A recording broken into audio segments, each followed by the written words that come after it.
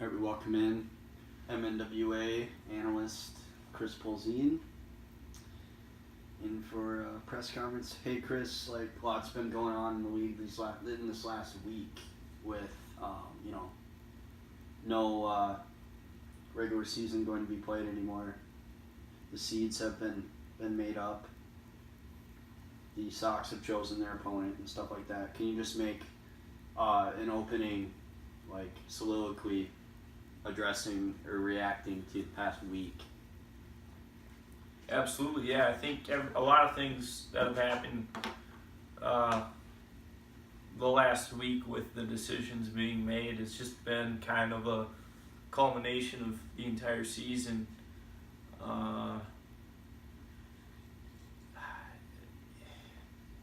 It's been a very exciting year for this league with 4 teams. On paper, coming into the year, I think it was the most balanced year, and I still feel that way, although the records don't show that. But it was the right decision for the final regular season tournament to be cut out of the cards, just due to the seeds already pretty much being set in stone for the most part. Matchups for the final tournament being set up. And there's a lot of other factors that came into that decision, but I feel like it wasn't a huge loss for the players. I think the fans might feel differently, who were looking to enjoy as much wiffle ball as they can possibly get their hands on. But no, I think we're set up for a structured final tournament that's going to be exciting for everyone. Left side with Mike 3. Yeah, Chris, do you think that Garrett made the right decision on choosing to play the Oars in the second game?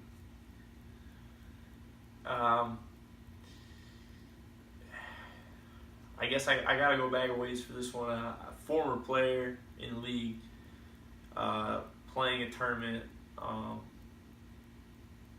in the western part of the state at Devin Nelson's home field, which is just gorgeous, by the way. It's a great place to play for everyone. However, with him being on the Oars and having seen him win a championship on that, with that field for him, that 1-9 record it's hard to even have, it's hard to make the decision based on that record.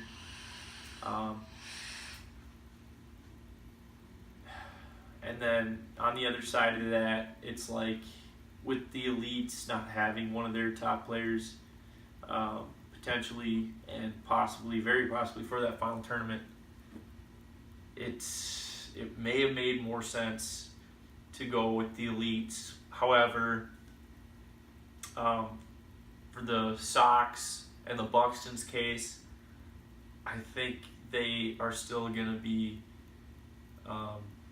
sitting very soundly in the championship matchup with a double elimination process. Mike 1 on the left side. So, sorry, I need to get a mic over here to the left side. Alright, yeah, so, what's your reaction to some of the awards this year? Jordan Johnson won the MVP, Matt Newell won the Pitcher of the Year, and Ben Kapsner took home the Fielder of the Year and the Manager of the Year award. Both of those, the Fielder and the Manager for Ben, were 2-time wins now for him. Just, can you give your take on their seasons and maybe go through those players and just talk about what makes them so good regarding the awards that they... Yeah, absolutely. First, another one I'll shoot out here. I'll start with Jacob Johnson. I mean, Rookie of the Year, obviously, there's really no competition. But I do think with his age and having Jordan Johnson, MVP, his mentor, and someone to get him introduced to this game is huge for the league. And I really hope that he continues to grow, and I think he'll surprise a lot of people now that he's got his foot in the door a little bit. And then, talking about Ben, I mean, he's just as sound on the field as he is behind the scenes. He's built great relationships with his teammates. He's kept them all together, and their continuity is why they're successful in this league. Obviously, they have the talent to win games and to establish themselves as, a top team in this league. But that can't be unsung either, because there's been a lot of shuffling throughout the years with rosters and such, that they have kept such great continuity. And I'm thinking that we're going to see that trend and that value on keeping similar teams together and similar organizations established. Building culture, I think, is huge.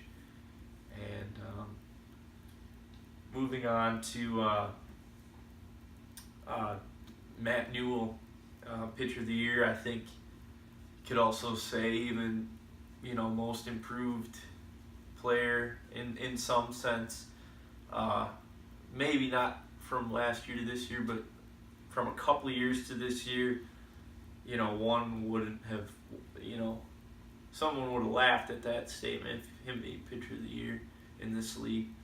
So overall, I'm glad to see the work ethic that everyone has in this league and the dedication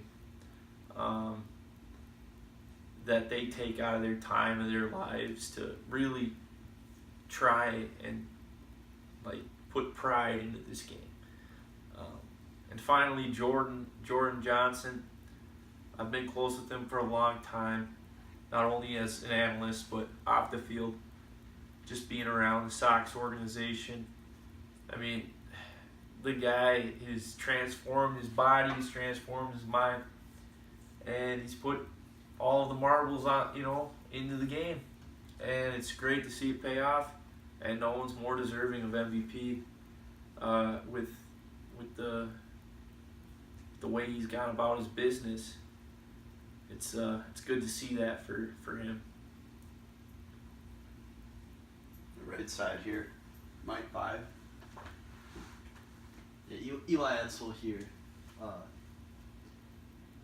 Do you think Trent Steppes will ever win a championship? And with him being on the Oars, do you think that means that they have no chance? Is that your opinion?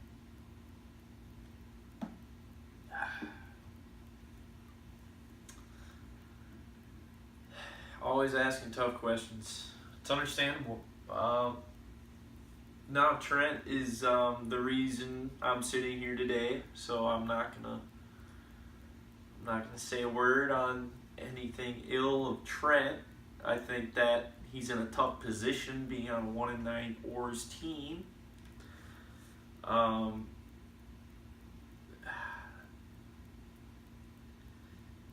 But going back to what I said earlier about at least a team like the Buxtons, who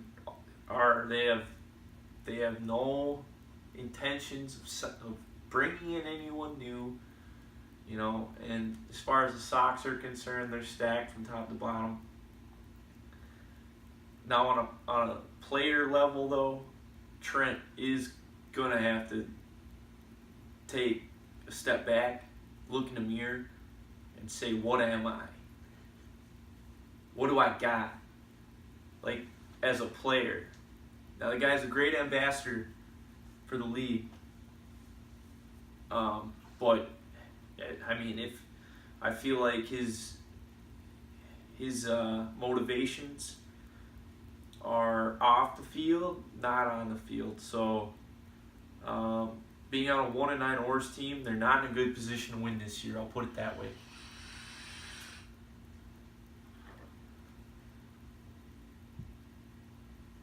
In the back, way back center, with Mike 5. Yeah, Chris. A lot of people are looking at the Buxtons and the Sox as being the matchup that we're all maybe hoping for / expecting. What's it gonna take? What does it take for the Sox to beat the Buxtons? And what do you think the game plan is for the Buxtons to beat the Sox? Assuming it's a 3-game series, you know, you're so in depth and you have a lot of insider information and stuff like that.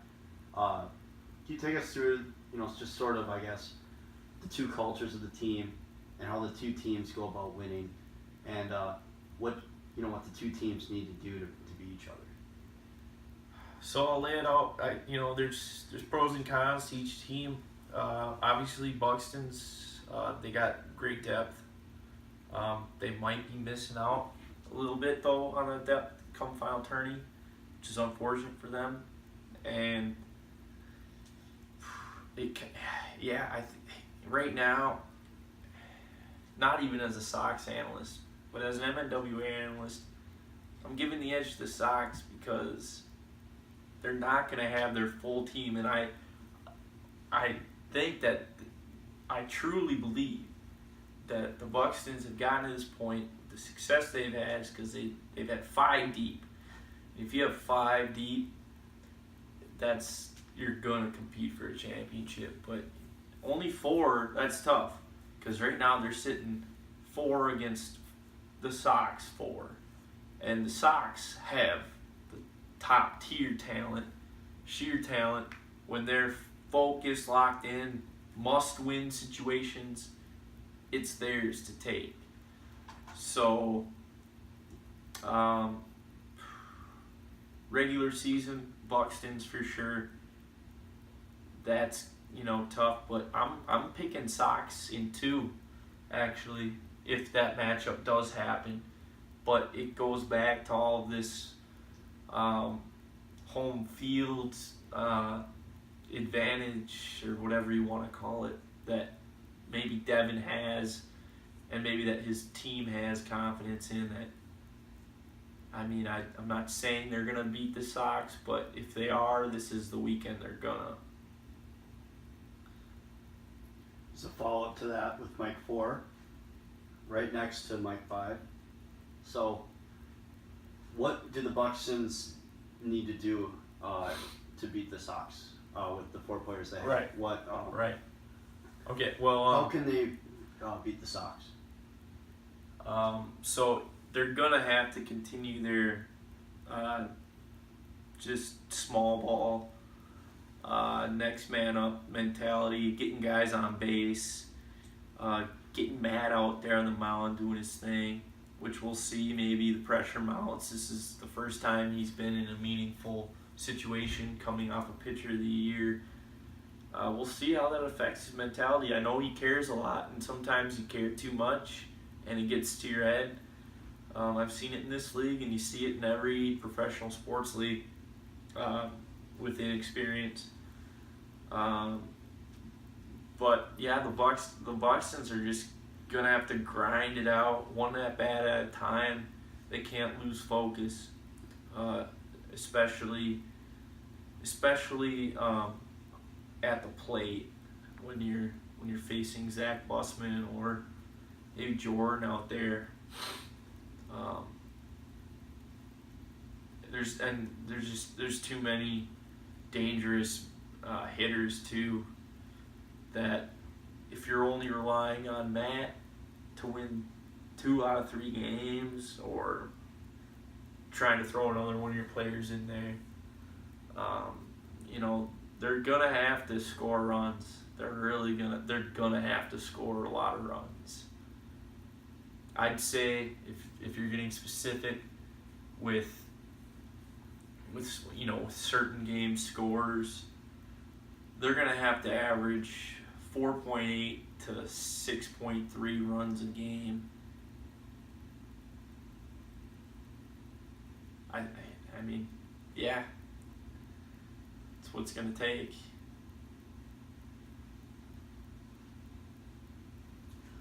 Another question on the far left side with Mike 7.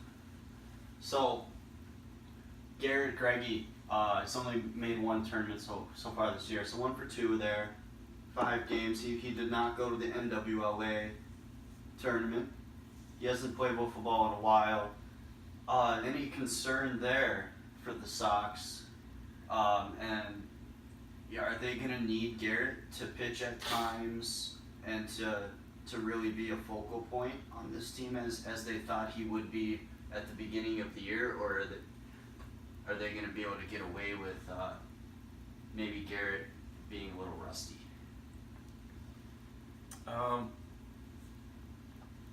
Pitching, I think it's gonna be minimal for him. He's gonna really have to. It's gonna be hard for him missing that much time to be able to pitch. I do believe, having seen him in past seasons struggle with his control. He's got great break, but not only he loses control, but as Johan Santana said tonight, control the situation. Don't let the situation control you. That was something he learned from one of his first early pitching coaches. And sometimes we see the situation take control of Garrett. He gets verbal. He gets noticeably upset. And as a hitter, you love to see that, and you jump on that. As a hitter, though, all it takes is one swing from Garrett to change a game. And although he's missed some time, if he gets one pitch where he likes it, he's still talented enough to change a game from the plate. So I like the Sox scoring runs, and I like them having durability with Zach on the mound. We have time for another question. One last one here. Can you tell us your excitement level for this event, and if you had to pick, I don't know, how you definitely seem to have a lot of faith in the Sox this year, but could you see any of the 4 teams winning, or is that not the case? And I might have a follow-up to that. Well, okay, so I'll give it to you in my order, and this is going to be not, with only 4 teams in the league, it's not going to be a big shift in change of who's winning, but I'd say the Elites, with losing one of their top players to the final tourney, they'll be eliminated. I think they'll finish 4th in that final. It's hard to judge who finishes last in a final tourney, but in a sense, with run differential and how easy a matchup is played out, I think the Elites will get blown out by the Buxtons. It'll be a tight, I can't say tight, but it'll be a closer matchup with the Sox and the Oars. But then in that final matchup with the Sox and Buxtons, I definitely could see 2 games to the Sox. So Sox, Buxtons, Oars, Elites in that run differential order. And then last follow-up question here. For the Elites, we can't get away from this press conference without mentioning John Cronin and the season that he's had. And at the NWLA tournament, he played with the HRL squad against elite competition, and he put on a show. He hit tons of home runs. He pitched extremely well, and they went pretty far in that event, carried by him. I know it's just one tournament there, but do you think that John Cronin is a good enough player to where on one day it could be his day and he could propel them to win a championship despite their roster not being as good as some of the other teams you look at? Yeah, I mean, I don't think one guy can do it now in 2018. Okay. It used to be the case, I think, but now we're past that point. It is nice to see new blood, though, for a league like this. I think that's something this league should be proud of, regardless of whatever affiliated or team you're affiliated with. That there is new competition. There's these new players putting on the stripes, putting on the hats for MNWA. It's exciting, and the fans do love it. I mean, they got a great fan base. The leagues have a great fan base. I've had the pleasure to speak with many of them, so yeah, it's good stuff. All right. We thank you, Chris, for your time as always. Just great analysis, and we can't get enough.